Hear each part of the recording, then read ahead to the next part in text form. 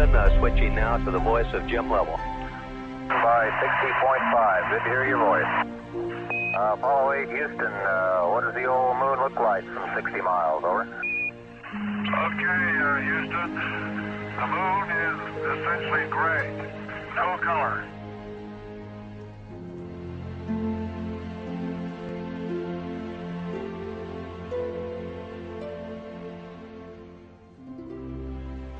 Exactly 2 weeks before I finished editing the first version of Moon Rising, I found out that there's a website on the USGS, it's the United States Geological Survey website, where they have the moon in different colors. They have it on grayscale, they have it on false color, which is infrared and ultraviolet views of the moon. But they also have the spectral color, which is full natural color of the moon. And when I found this out, I just totally freaked out. I mean, first of all, when I airbrushed the moon to build the poster for my film, I didn't realize how close I was to the actual natural colors of the moon. My partner Saskia, she goes, Jose, are you sure you haven't been on the moon? Because it was so close, it was just amazing. It's so unbelievably beautiful. All these natural colors that exist out there has never been shown to us. I've seen on TV, the moon is gray and black, and it has no color. Well, that couldn't be farther from the truth. It's really compelling. I just want to see more, and it blew me away. It absolutely blew me away. First of all, with the Clementine mission, it took 1.8 million images of the moon. The high-resolution ones, you can't seem to get any of them because, well, they give you different reasons why you can't get them, but you can't seem to get them. But there's also these natural color images, and they are much, much brighter. They have far more color than they should if our models of the moon are correct. Now, there's two ways you can approach this. One is it could very well be that some of these areas, let's say some of these areas under these glass structures, these domes, are still intact, that there's still atmosphere in there, that there is still stuff growing there. You know, you would obviously have plants and vegetation, you have various things there that you would need to survive or that you would have simply for the aesthetics of living in an environment with plants and animals. So it's possible that's what some of this stuff is. Another distinct possibility, and this is the one that I tend to advocate, is that if you really do have these multiple layers of glass structures all over the moon, what's going to happen is the light is going to scatter and bounce all over the place. And when it does that, you get a prism effect, and it then will combine with other red or green or blue, and it will make other colors. In order to comprehend the significance about the natural color of the moon, you need to know where these images come from. This is what is called the skin of the moon. It is the actual surface that has been stretched and flattened out. When visual artists wrap this skin around a sphere in their 3D programs, this is what you get. Jose Escamilla downloaded hundreds of sections of the entire skin that is available on the USGS website. The area of interest is in this section here, located on the front side of the moon. When Jose zoomed into this particular section, he recognized some very unusual features and objects in the scene. First of all, the terrain below is clearly presenting itself at an angular view. The disc shape located here appears to be hovering above the surface. When you compare this disc with others that are closer to the terrain, you can clearly see this object is not down on the terrain. Jose found out very quickly that there are more of these discs all over the moon. The discs that you will see in other photos we are going to present are identical to this one. They are hovering on their sides, and sometimes they are hovering as these others below. The other discs you will see are different in color and details, but they are shining light onto the lunar surface as they do whatever they are doing close to the terrain. In all the photos Jose presents in this film, you are seeing the only clear and detailed photography ever released in full color of real flying saucers. NASA has known this, and so have the multitudes of people connected to the space program. Another thing that I need to bring forth is, in my first film, UFO: The Greatest Story Ever Denied, we had this whole segment on the STS footage of the things that are flying near the tether, things that have the donut hole, but they seem to be alive.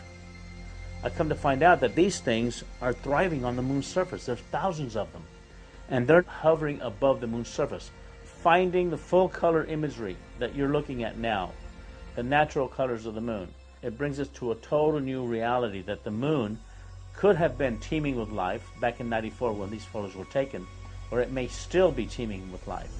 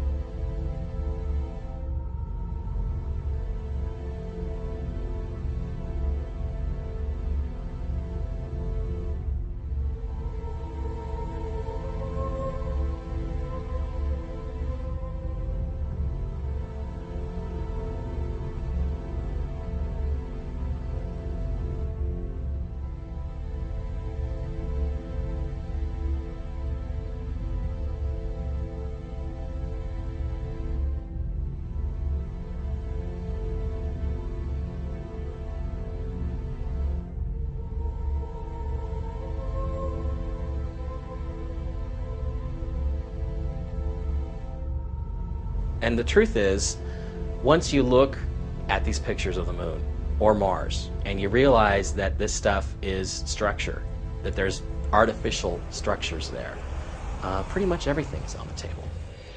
There are so many lunar landscapes filled with color and textures unlike anything ever seen before with the human eye. There are deep crevices and overhangs where you can see immensely huge openings, or what appear to be cavern entrances. There are far too many gigantic and massive structures as can be described. You have to see them for yourself in order to grasp the size of these complex and in most cases alien-like architecture as you have seen in many films. You will even see some strange vine-like webbing as depicted in Steven Spielberg's War of the Worlds. Glass domes, UFOs, massive buildings and scaffolding spread throughout the lunar terrain in many sizes, shapes, and forms. It is evident the missions to the moon were more involved than gathering rocks and dirt samples. There is no doubt we went to the moon. It is what was waiting for us when we got there that this film is about.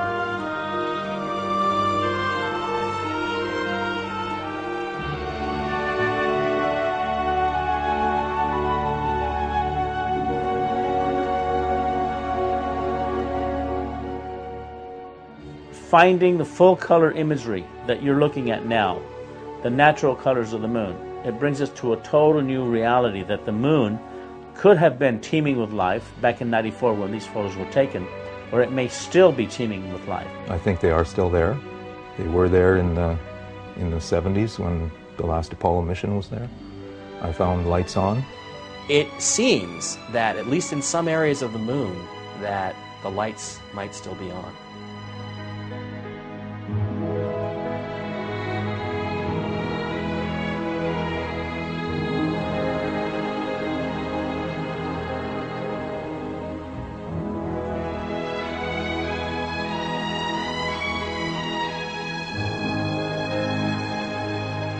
We're talking about the covering up of hyper-advanced technology that could do away with fossil fuels, our dependence on fossil fuels. We're talking about technology that allows for much quicker transport through space than we've ever been told. What I think has happened is that all these other countries somehow have found out that we went there, that we brought back this technology, that we're exploiting this technology. And they want a piece of the action. So that's why, it's the only reason why they would spend the kind of money that they're spending. India, China, all these, Japan, all these countries to go back to the moon. To what? To collect rocks? No, they're going back there because there's something incredibly valuable there that they know that we have, the United States brought back, that they want a piece of. And it's a tremendous risk. You know, there's not just simply the risk to the astronauts' lives. There's, if you believe some of the stories, there's even a risk to, you know, other people that might already be there. In the end result, I have found that the moon is in full color. It's not a black and white object. It's not made of, you know, impact craters and this kind of thing. There's a lot more to it. NASA has deliberately tampered a lot of the photography. They've eliminated the crosshairs to eliminate what was in the background in the sky or in the landscapes. And there are some very significant things that have occurred. All we say, we don't know the answers. You know, in this whole realm, none of these individual researchers, not necessarily Jose, not Richard and I, we don't have all the answers. We all have a piece of the puzzle. We all see different parts of it. And there's certain aspects of this that we're all good at. All I'm presenting to you, and it's backed up with facts, all my films present you with evidence that is fully acknowledged. You can backtrace it, you can do, as they say, back engineer everything I present. It's all there for you to see. What we do know is that there's more information out there. Again, there's 1.8 million Clementine images sitting on the web. No one person can access even a handful of those and look at them and study them and find stuff on them. So what we need is for people that see these films and see documentaries like this is to understand that this stuff does exist. They can't hide it all. When I was talking with the gentleman from Belcom and we were discussing the lie, everything he was telling me was different from what we were being told was the truth. And at one point I asked him, I said, man, you guys, you lied about a lot, didn't you? And instantly he said, no, we didn't lie about certain things. We lied about everything. None of it was true.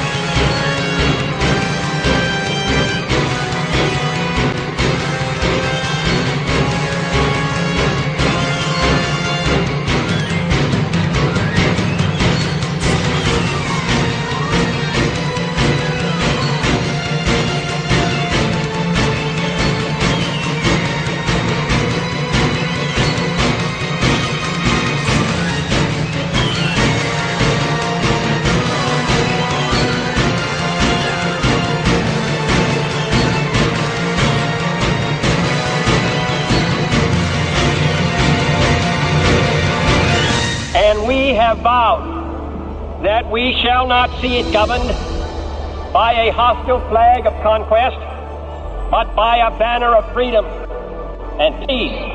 We have vowed that we shall not see space filled with weapons of mass destruction, but with instruments of knowledge and understanding. Yet the vows of this nation can only be fulfilled if we in this nation are first, and therefore we intend to be first.